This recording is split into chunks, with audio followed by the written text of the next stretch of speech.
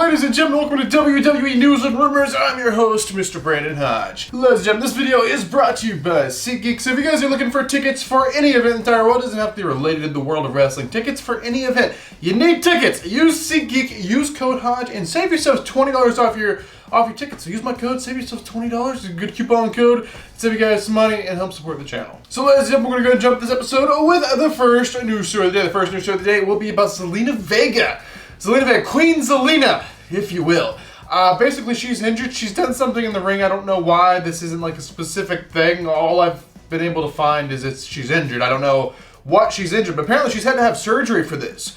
The surgery's already happened, I guess. It went well, and she'll be ready to return in the ring in 6 to 8 weeks.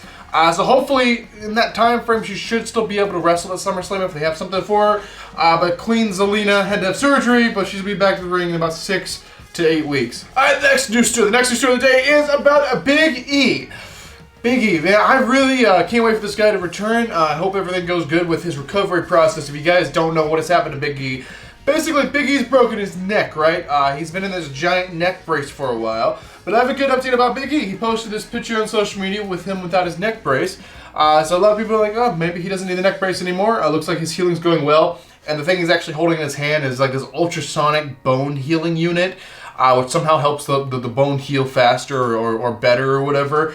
So it looks like he is progressing with his healing process, and I can't wait for the guy to return to the ring, but some good news about Big E, it looks like. Alright, ladies and gentlemen, so those are actually the only few confirmed news stories that I talked to you guys about today. But don't go anywhere, go ahead and get your juice boxes out, get your juice boxes ready, because ladies and gentlemen, it is now time to talk about some juicy rumors. So the first rumor we'll be talking about today is going to be about the Naomi Sasha Banks deal. So Naomi and Sasha Banks has walked out of the WWE. They're frustrated about something. They've walked out. They are no longer, I don't know, they're still in their contract, but they're no longer in the creative meetings. Like, they're no longer being talked about. They're not coming up with plans for them anymore.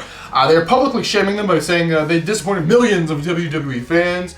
Even though the WWE universe seems a little bit split about what to think about this. Are they disappointed in them? Are they proud of them for standing up for what they believe in? Some people are upset because they're like, it's a breach of contract. They're hired to do a service. They're not doing that service, so it's their fault.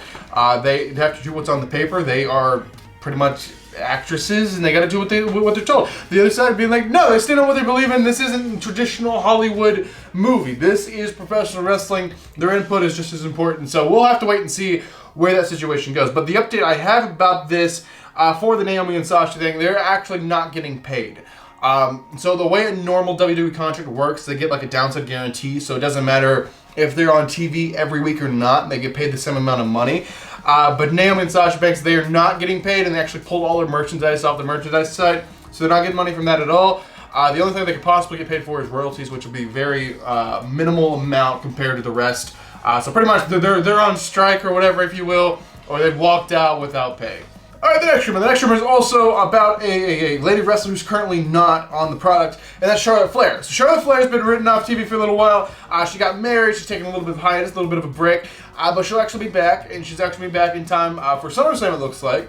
Actually, I would say maybe even a little bit before that, because this rumor is, well, it's not really, I don't know if I want to say it's a rumor. It's a rumor that she's going to be returning before, but the fact of this one, this one does have some truth to it. The fact of this one is she's advertised for the July 15th episode of SmackDown, which, you know, is about, what, 2 weeks out from SummerSlam, if you will, and it's actually going to be taking place in Orlando, Florida. So Orlando, Florida, that is the first show Charlotte Flair is advertised to return at.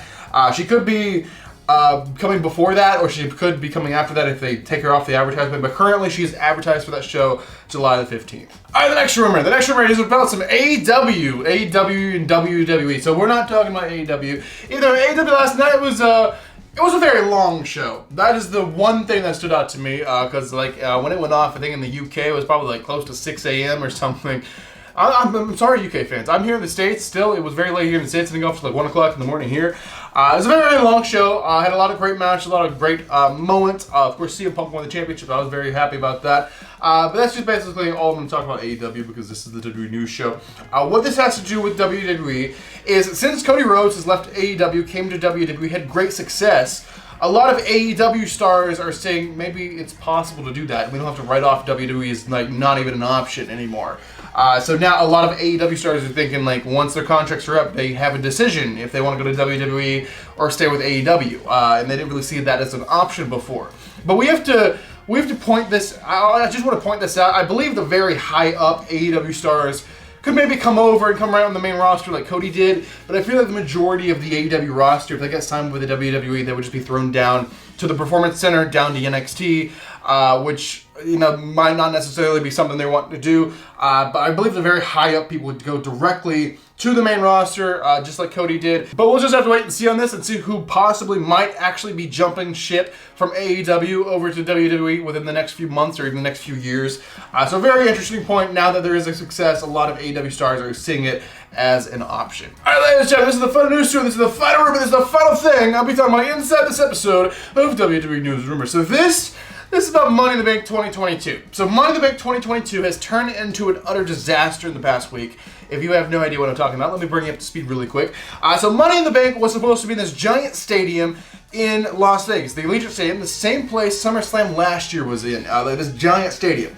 But basically, WWE didn't feel like they sold enough tickets in enough time, so now they've canceled that show and moved the show to a much smaller venue. So the Allegiant Stadium full on holds like 60,000, but they weren't gonna sell that many tickets or whatever. But they moved this to a venue that only holds 17,000. So that is a giant step down.